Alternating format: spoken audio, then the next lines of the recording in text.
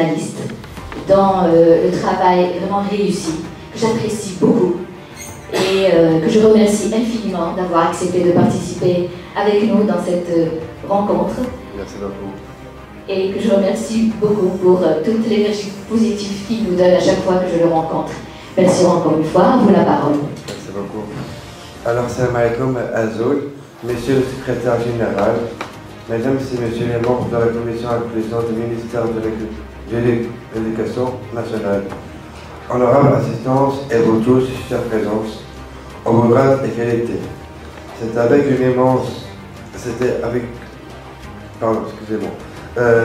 une profonde gratitude que je m'adresse à vous aujourd'hui en tant que premier élève porteur de trésorerie 21, avoir réussi son baccalauréat avec mention bien au sein des 139 pays affiliés de l'EFE.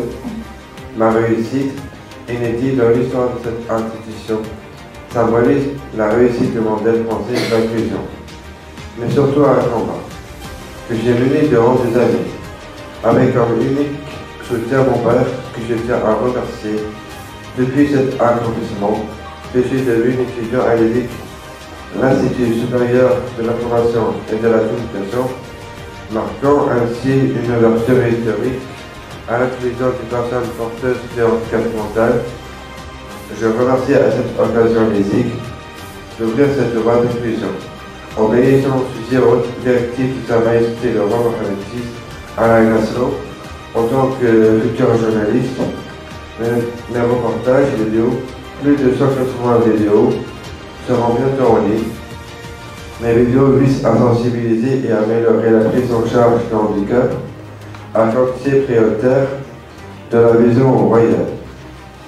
Cependant, je me dois de souligner sans détour les problèmes liés à la méconnaissance de l'inclusion par certains enseignants, parfois en raison d'un manque de formation ou d'informations à ce sujet. L'inclusion, je tiens à le dire, ne peut être effective que si elle est intégrée explicitement dans les textes de loi. Les textes doivent comporter explicitement des aménagements, les prises en compte de la différence et de la lenteur, dans des cas de trisomie, et surtout l'acceptation de l'accompagnateur. L'accompagnateur pendant les cours et lors des examens est une nécessité sur laquelle il est impossible de réussir. La qualité de l'accompagnement détermine la réussite universitaire.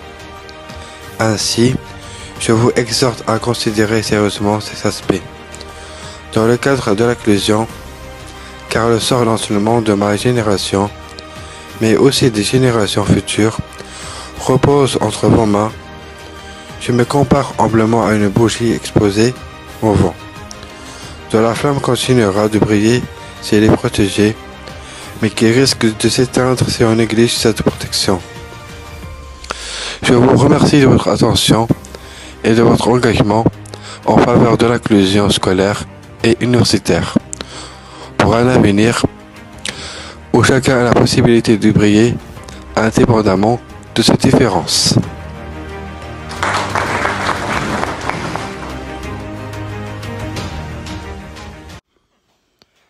Mes très chères sœurs, mes très chers frères, bonsoir.